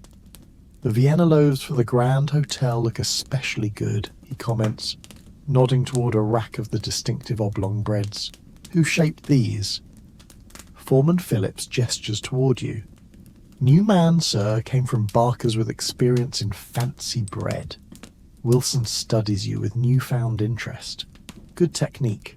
Keep it up." The brief praise delivered without sentimentality nonetheless warms you more than might seem reasonable. Recognition of skill was rare in a trade where workers were often viewed as interchangeable muscle. As the morning shift workers arrive to take over the bakehouse, you and the other nightmen prepare for delivery duties. Wilson's operation divides these tasks more systematically than Barker's, each baker responsible for specific routes rather than random assignments. Your allocated delivery is to several hotels and tea shops in the commercial district, carrying primarily fancy breads and rolls. The weight is substantial, perhaps 50 pounds in your basket, but the route is compact, minimizing the distance you'll need to walk with this burden. Outside, Birmingham's morning presents its usual face. Cold smoke hanging low in the dawn light, early workers hurrying toward factories, street vendors setting up for the day's trade. Your body aches with familiar fatigue. But there's a different quality to it. The honest exhaustion of hard work rather than the crushing depletion you experienced at Barker's. Your first delivery stop is the Grand Hotel, where you encounter the same French chef who showed you kindness on your previous route. He recognizes you immediately. Ah, the boy from Barker's. Now you work for Wilson. Yes, much better. He inspects the Vienna loaves with professional approval. These are correct. Good oven spring, proper scoring. As he signs for the delivery, he adds conversationally, "You know, there is meeting Sunday for Bakers' Union." The casual mention of union activity once whispered furtively signals changing times in the trade. By the mid-1870s, labour organisation was moving from shadows into open discussion, at least in more progressive establishments. At the Bull's Head, you confirm 3 o'clock. Good. Many will attend, I think. Even my kitchen bakers. He taps his nose conspiratorially. Change comes. Yes, slowly, but it comes. This sentiment, cautious optimism about improving conditions, echoes throughout your delivery route. At Jennings' tea room, the manager mentions that her cousin, a journeyman baker, has joined the Operative Bakers Association. At Whitmore's hotel, you glimpse a union pamphlet partially hidden beneath the kitchen counter. At Patterson's bakery, where you deliver surplus dough for their own baking, the shopgirl whispers that her father, a master baker himself, has begun closing on Sundays to give his men a full day's rest. These small signs of change, scattered through Birmingham's commercial district, represent the first stirrings of reform in one of Britain's most exploitative trades. The 1870s marked a turning point when decades of suffering finally began translating into organised resistance and gradual improvement. Your delivery is complete. You begin the walk back to your lodgings and the precious few hours of sleep before the next shift begins. Passing through a working-class neighbourhood, you notice a crowd gathered outside a corner shop. Mothers with young children, elderly couples, factory workers on their dinner break. They're listening to a well-dressed man standing on a wooden crate, his voice carrying clearly through the morning air. "The bread you feed your families is poisoned," he declares, holding up a loaf like evidence in a trial, adulterated with alum, chalk, bone meal, substances that rob your children of nourishment even as they seem to eat their fill. This is a food safety campaigner, one of many who emerged in the 1870s as public awareness of adulteration scandals grew. Their advocacy would eventually lead to the landmark Sale of Food and Drugs Act of 1875, establishing the first meaningful regulations against food fraud. "The proof is in the health of our communities," continues the speaker, gesturing toward the pale-faced children in his audience. "Rickets, stunted growth, digestive complaints, all connected to the false economy of adulterated bread. The poor pay twice, first in money for inferior food, then in health destroyed by chemical additives." The crowd murmurs in agreement, many nodding with the weary knowledge of personal experience.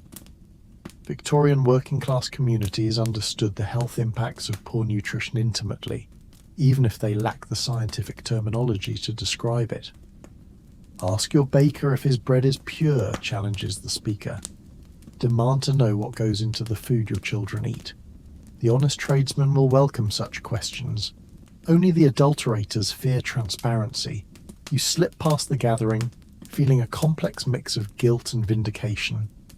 Having participated in adulteration at Barker's, however unwillingly, you understand both the economic pressures that drove the practice and its human consequences.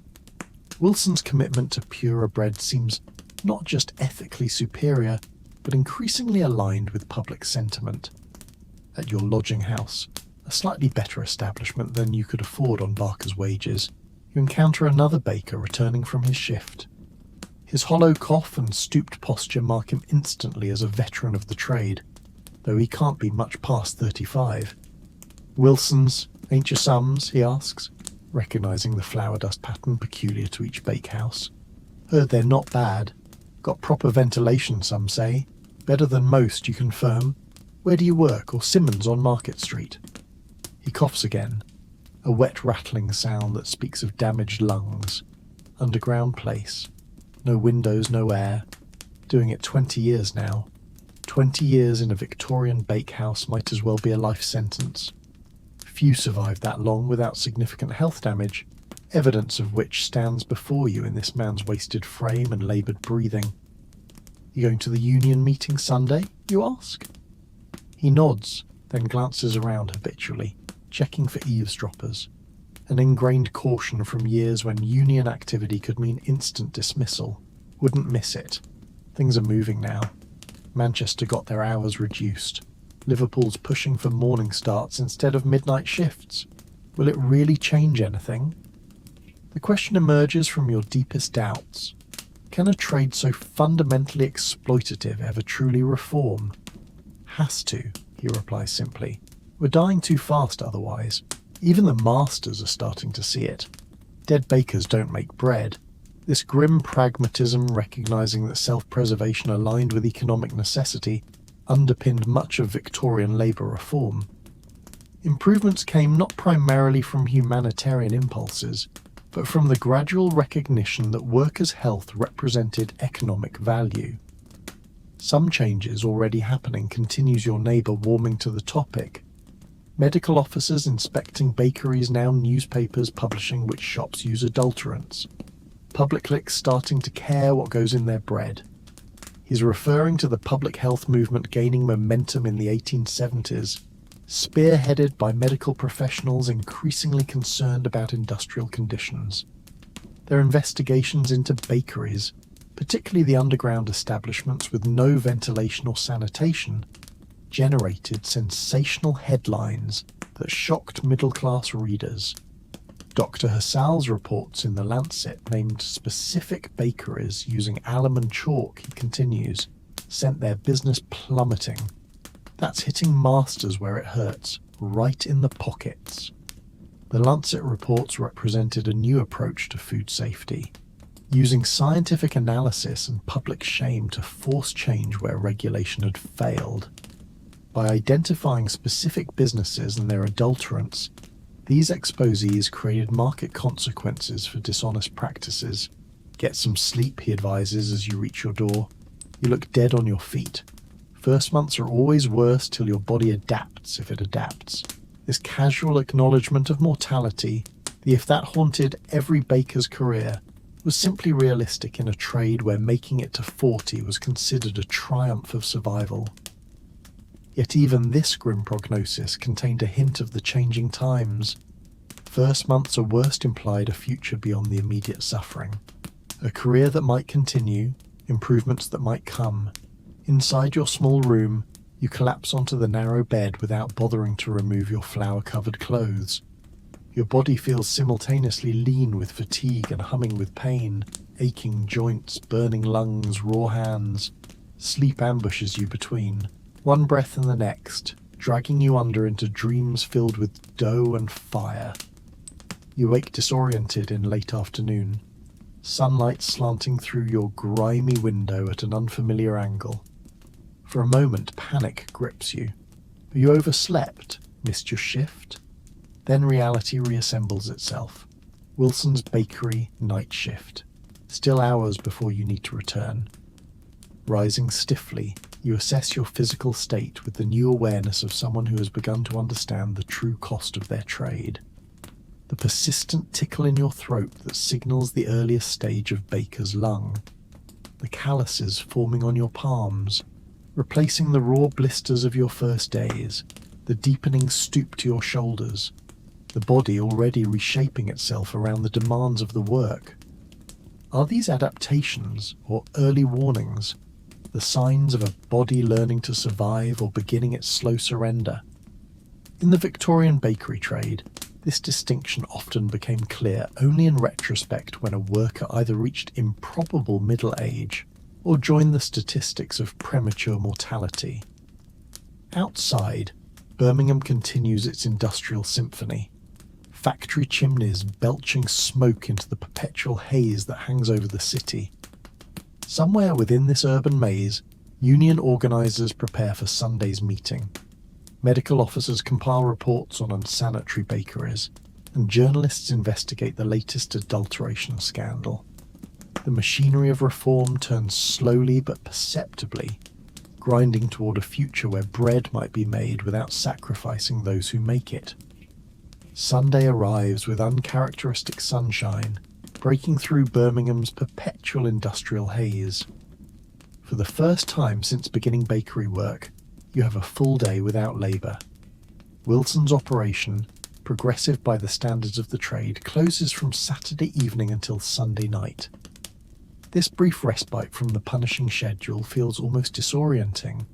Your body clock so thoroughly trained to nocturnal work that daylight hours now seem strange and unfamiliar. The Bull's Head pub on Bradford Street is already crowded when you arrive shortly before 3. The back room reserved for the union meeting buzzes with conversation. Dozens of men in their flour-dusted Sunday best, faces bearing the common marks of their trade, the hollow cheeks, the prematurely aged skin, the distinctive stoop of shoulders bent too long over kneading troughs. You spot familiar faces among the crowd. Harcher from Barker's nods in recognition, a faint smile breaking his normally stoic expression. Thomas from Wilson's raises a glass in greeting. Even Foreman Phillips is present, though he keeps to the margins, his presence both surprising and significant.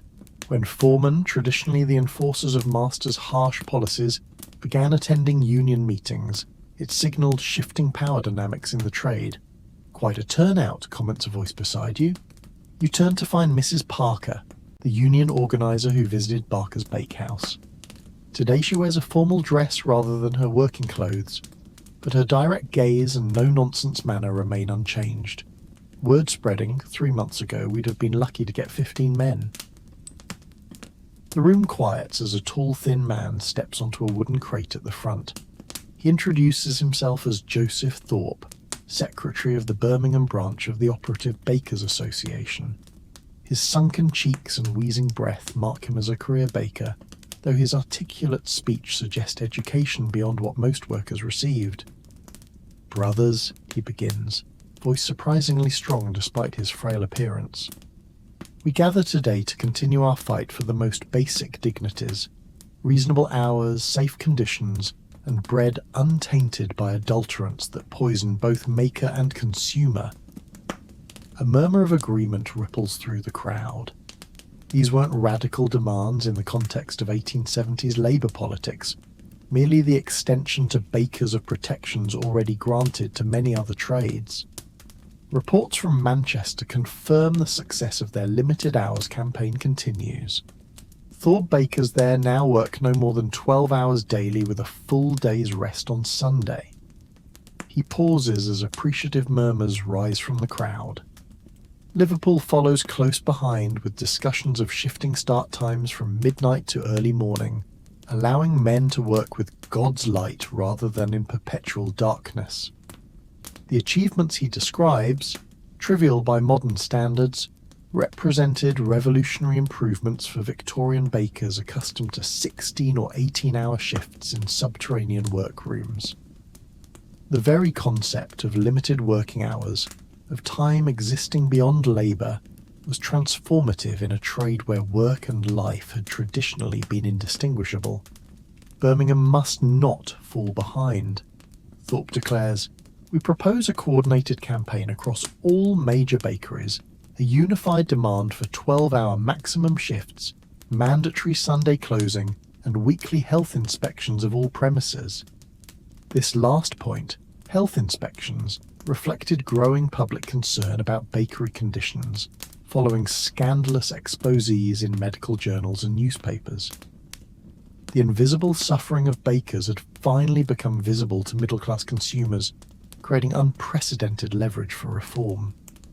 "Unity is essential," emphasises Thorpe. "When one bakery strikes alone, the master simply replaces them. When all strike together, bread production stops throughout Birmingham. No master can replace every skilled baker simultaneously."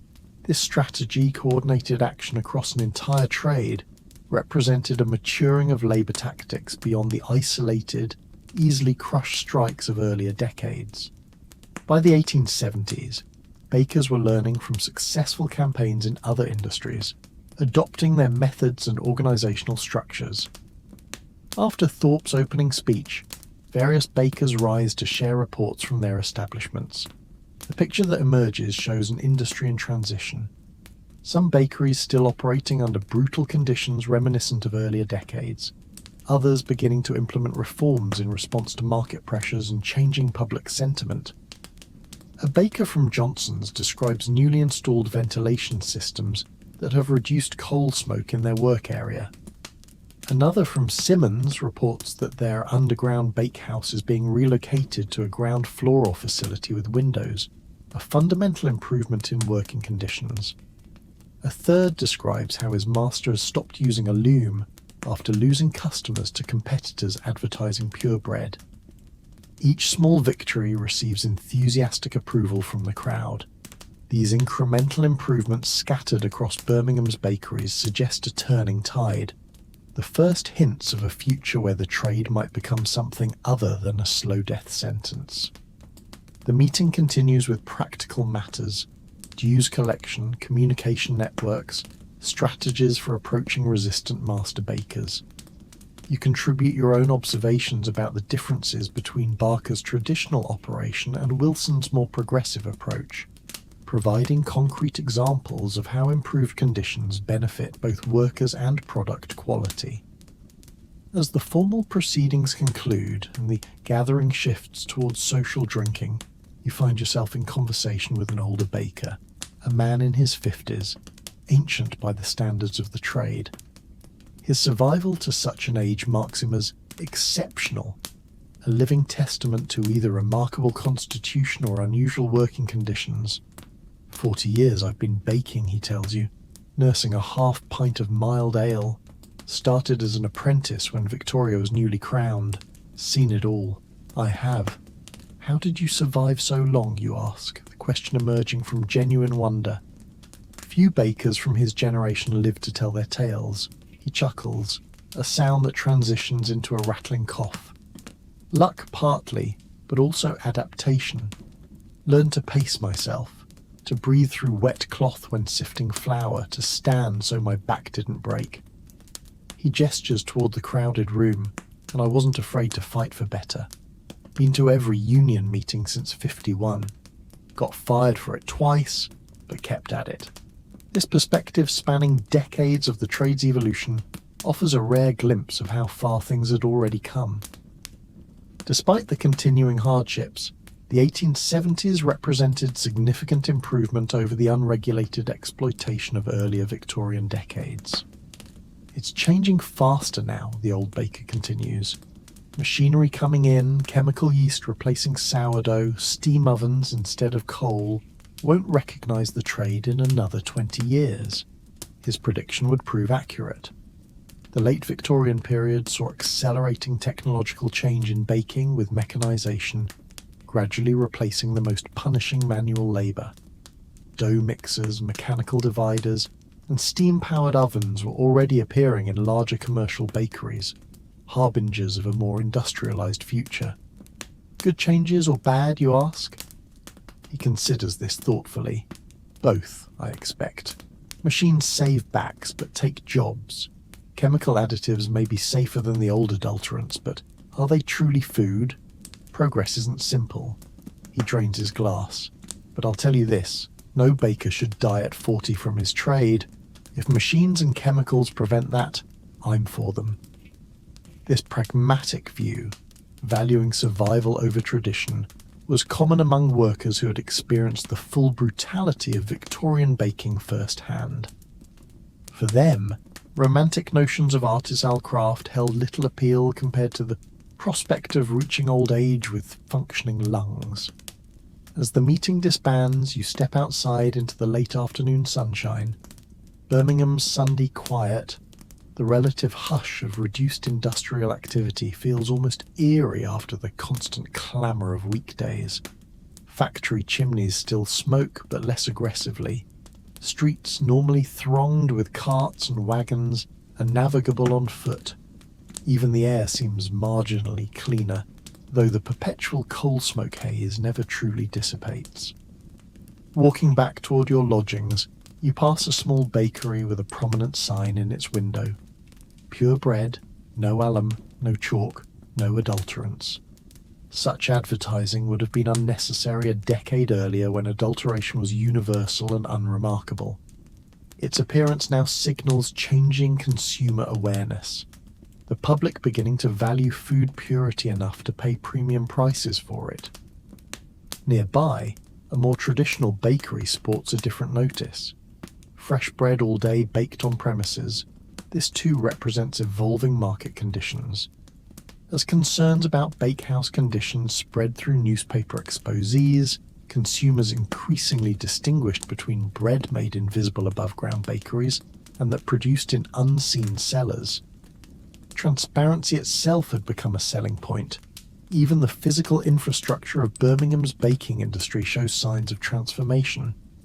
New bakeries increasingly occupy ground floor premises with windows and ventilation, partly from growing regulatory pressure, partly from bakers' own demands, partly from changing consumer expectations. The subterranean bakehouse, though still common, is gradually becoming obsolete. These physical changes paralleled regulatory evolution. The 1870s saw unprecedented government intervention in food safety, culminating in the landmark sale of Food and Drugs Act of 1875. This legislation, while imperfectly enforced, established the principle that consumers had a right to unadulterated food, creating legal tools to combat the worst excesses of bread adulteration. Equally significant were the public health acts of the same period, which empowered local authorities to inspect workplaces for sanitary conditions. Bakeries, long exempted from oversight that applied to other industries, increasingly face scrutiny from medical officers with power to demand improvements or close dangerous establishments. The technological frontier was advancing as well. Passing Harrison's agricultural implement works, you glimpse through open doors a mechanical dough mixer under construction, a cast-iron behemoth designed to replace the punishing manual labor that broke bakers' bodies. Such machines, though still rare in smaller establishments, pointed toward a future where the most physically destructive aspects of the trade might be mechanized. Even bread recipes and methods were evolving. The Vienna process, using compressed yeast instead of traditional sourdough, was revolutionizing commercial baking, allowing faster production with more consistent results. The aerated bread company had pioneered chemical leaven-veining methods that eliminated fermentation entirely. These innovations, controversial among traditionalists, nonetheless offered pathways to bread production that required less brutal human labour. By the time you reach your lodgings, the sun is setting over Birmingham's industrial skyline, casting long shadows across soot-stained buildings.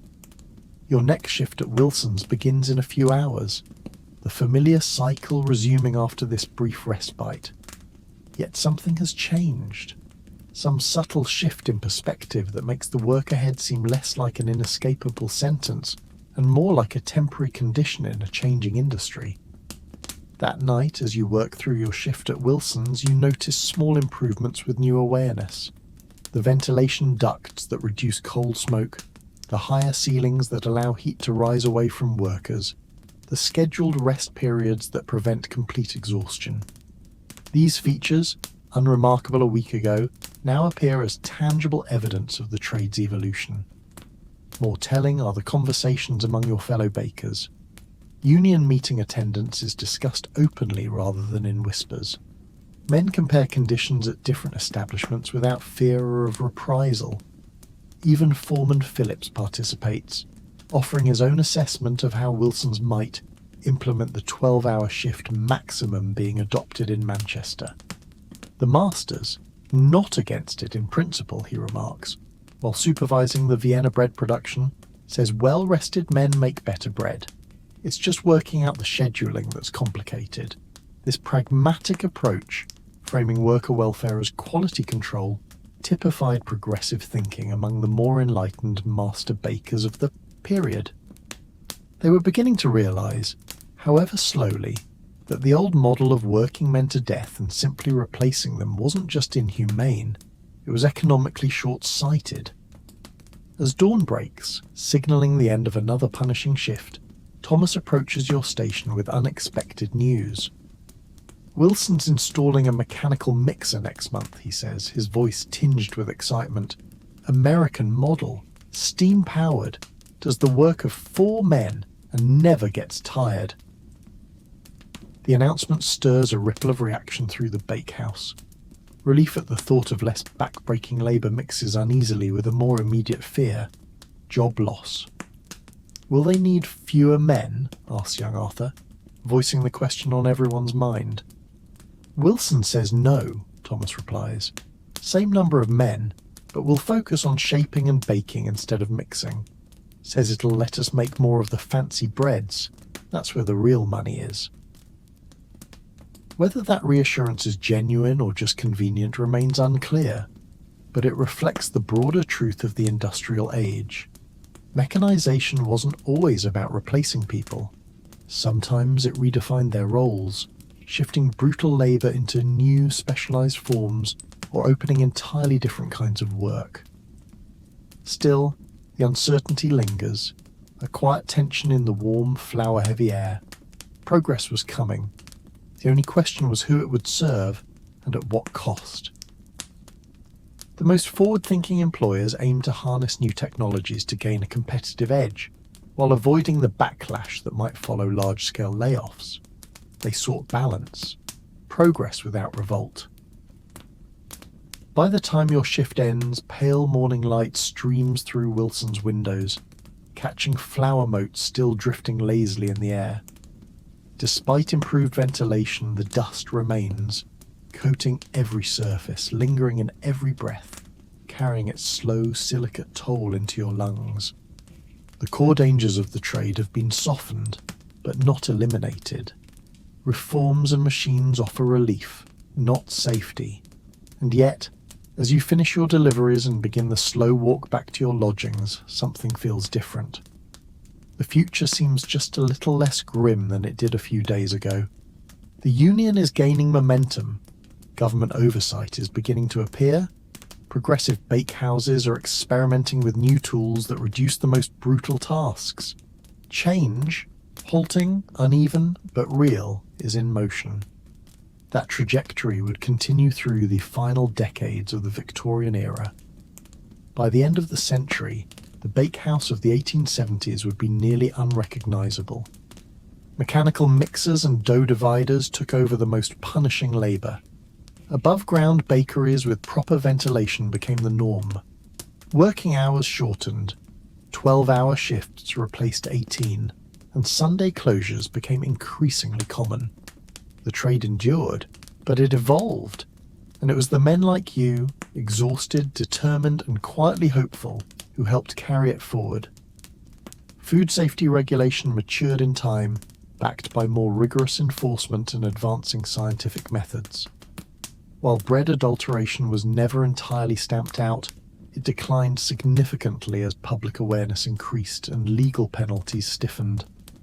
The most hazardous additives, alum foremost among them, were largely eliminated from commercial baking. Perhaps most importantly, mortality rates among bakers began to improve. Though the work remained grueling, a combination of improved conditions, shorter hours, and the mechanization of the harshest tasks meant more bakers began to live into their 40s, 50s, even 60s. What had once been a profession with a built-in expiration date slowly transformed into a sustainable, if still demanding, career. For the average baker in 1875, however, these changes were distant hopes, not lived realities. Daily life remained defined by punishing labour, hazardous environments, and the looming shadow of early death. Yet something was shifting. The seeds of reform had taken root, visible, tangible, and growing. And so, as you finally collapse into your narrow lodging house bed, your body heavy with fatigue, your skin still dusted in flour, your hands raw, you lie awake just a moment longer. The pain is familiar, but your thoughts are not. Something new lingers in your mind, the possibility of a different future. Outside, Birmingham's industrial symphony plays on. The clang of metal, the hiss of steam, the creak of wagon wheels over cobblestones. And somewhere in the distance, change is coming. Within the clamour of industrial Birmingham, one sound remains constant, the quiet rhythm of bread being made. An essential trade feeding every other, slowly reshaped by the same forces transforming Victorian society itself. The bakeries of the future, with their mechanical mixers, proper ventilation, regulated hours, and enforced safety standards, exist only in fragments for now. Prototypes, proposals, whispers shared in union halls and glimpses seen in forward-thinking shops like Wilson's. But their outlines are sharpening. Their arrival, once unthinkable, now feels inevitable. The brutal world of the Victorian baker is beginning its slow evolution towards something more sustainable, more humane, a transformation as gradual and as certain as the rising of well-made dough. And as you finally surrender to sleep, still wrapped in flour-dusted clothes carrying the faint yeasty scent of the bakehouse, you become part of that quiet revolution. One more journeyman bridging the gap between a punishing past and a more promising future. Your eyes grow heavy, your breath slows, and for once your dreams aren't filled with fire, fatigue, and endless toil, but with something simpler. The hope that one day work might just be work, not a sentence to an early grave,